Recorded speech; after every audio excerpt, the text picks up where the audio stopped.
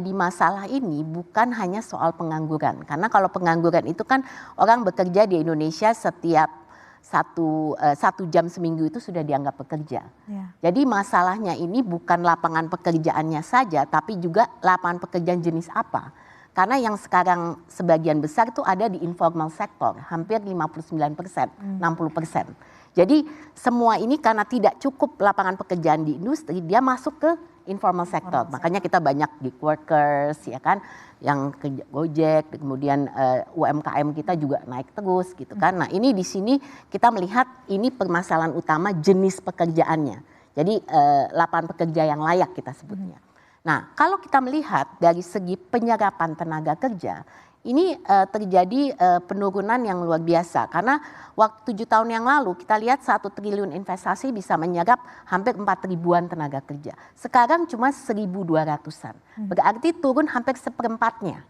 Ya kan? Nah ini berarti kalau kita sebutkan ini kan penyerapannya jadi menurun. Assalamualaikum warahmatullahi wabarakatuh. Pernahkah kita bertanya, apakah talenta yang kita miliki hari ini benar-benar siap menghadapi tantangan di masa depan? Di satu sisi, kita melihat potensi ekonomi yang sangat besar, proyeksi pertumbuhan yang stabil, serta jumlah angkatan kerja yang terus meningkat, memberikan peluang yang sangat luas bagi organisasi untuk berkembang. Namun di sisi lain menunjukkan gambaran yang berbeda. Banyak organisasi masih kesulitan dengan kompetensi yang tepat, dan sebagian besar mengalami tekanan dan stres akibat perubahan yang terus berlangsung. Hal ini menunjukkan bahwa tantangan yang kita hadapi saat ini bukan hanya soal jumlah talenta, tapi lebih pada kesiapan, relevansi keterampilan, serta bagaimana mengembangkan potensi manusia secara berkelanjutan. Oleh karena itu, dibutuhkan pendekatan yang tidak lagi bersifat reaktif, melainkan sebuah strategi yang mampu menjawab kebutuhan bisnis dan perkembangan talenta secara menyeluruh. Saya Yusrizal. Inilah yang melatar belakangi hadirnya Talent Blueprint 2026. Talenta Indonesia di tengah pertumbuhan pesat. Terdapat potensi ekonomi dengan proyeksi pertumbuhan PDB di atas 6%. Dan angkatan kerja yang akan melampaui 153 juta pada 2026.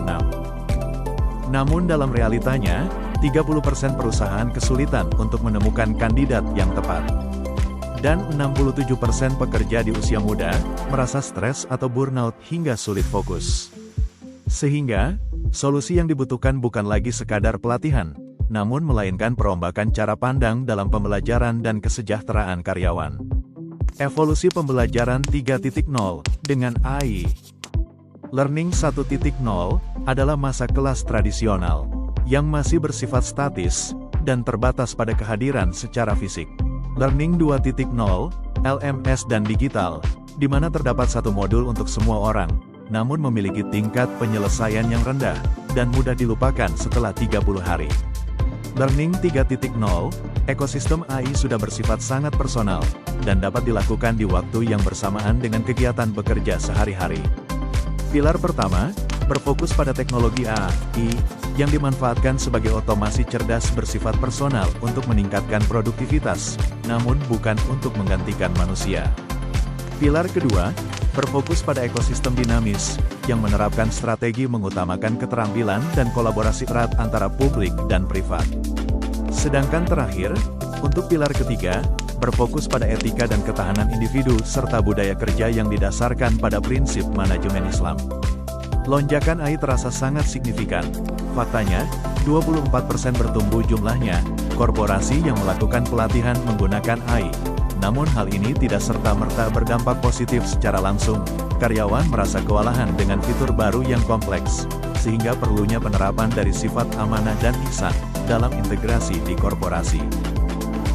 Selanjutnya, terkait transisi adil menuju organisasi berbasis keterampilan, di mana terjadi pergeseran fundamental terkait lowongan kerja tingkat menengah yang saat ini sebesar 46% sudah menghilangkan syarat gelar, dan berfokus pada kapabilitas.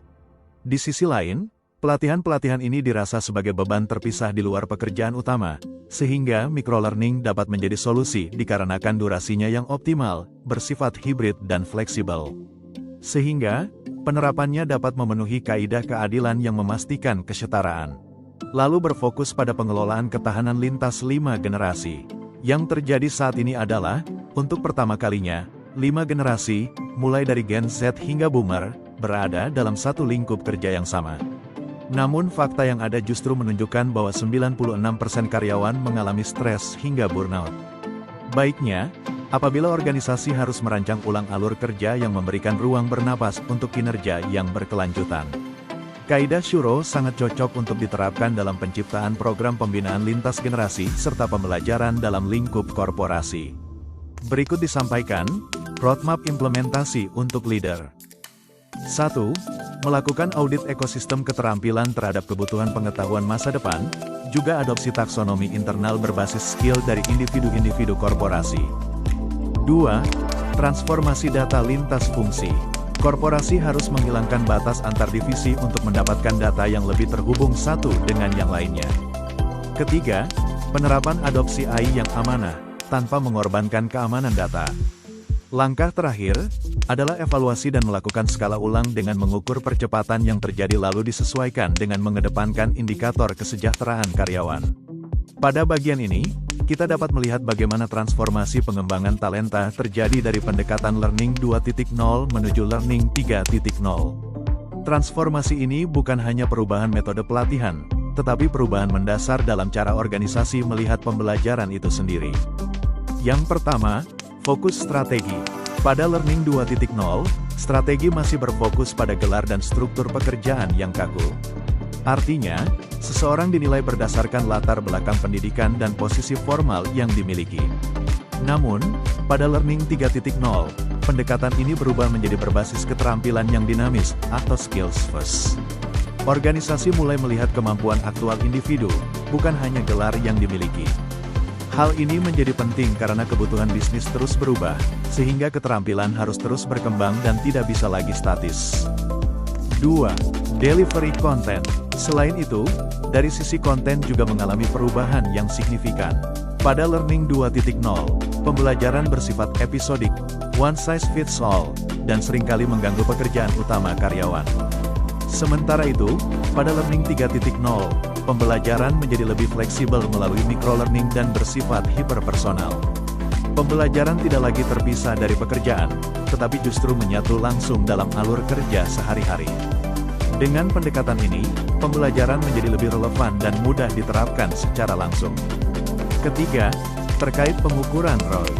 Dari sisi pengukuran, Learning 2.0 masih mengandalkan metrik sederhana seperti tingkat penyelesaian atau hasil kuesioner. Namun, pada Learning 3.0, pengukuran menjadi lebih strategis dengan menggunakan analitik prediktif yang terhubung langsung dengan KPI bisnis, seperti produktivitas dan retensi karyawan. Artinya, pembelajaran tidak hanya dilihat sebagai aktivitas, tetapi sebagai investasi yang memberikan dampak nyata bagi organisasi. Terakhir, dari sisi etika dan manusia, terdapat perubahan perspektif yang cukup signifikan. Pada Learning 2.0, tanggung jawab pembelajaran lebih banyak dibebankan pada individu. Namun pada Learning 3.0, organisasi mulai merancang sistem pembelajaran yang didukung oleh teknologi, termasuk AI, dengan tetap memperhatikan aspek etika seperti amanah dan keadilan. Dengan demikian, organisasi tidak hanya menuntut individu untuk beradaptasi, tetapi juga menyediakan ekosistem yang mendukung perkembangan tersebut. Secara keseluruhan, transformasi ini menunjukkan bahwa pembelajaran di masa depan tidak lagi sekadar pelatihan, tetapi menjadi bagian integral dari strategi bisnis dan pengembangan organisasi. Dari seluruh pembahasan yang telah kita lihat, dapat kita pahami bahwa transformasi talenta bukan lagi sebuah pilihan, melainkan sebuah kebutuhan strategis bagi organisasi. Kita tidak lagi berbicara hanya tentang pelatihan jangka pendek, tetapi tentang bagaimana membangun ekosistem pembelajaran yang berkelanjutan, terintegrasi dengan pekerjaan, serta mampu beradaptasi dengan perubahan yang sangat cepat. Melalui Talent Blueprint ini, kita tidak hanya menyusun strategi, tetapi juga merancang bagaimana implementasi dapat dilakukan secara bertahap, mulai dari identifikasi keterampilan, integrasi data, hingga pemanfaatan teknologi secara etis dan berkelanjutan. Yang terpenting, seluruh pendekatan ini tetap menempatkan manusia sebagai pusatnya, dengan memastikan bahwa produktivitas dan kesejahteraan berjalan secara seimbang. Karena pada akhirnya, organisasi yang akan unggul di masa depan bukanlah mereka yang hanya mampu beradaptasi, tetapi mereka yang mampu mengembangkan talenta secara konsisten dan menjadikannya sebagai fondasi utama pertumbuhan bisnis.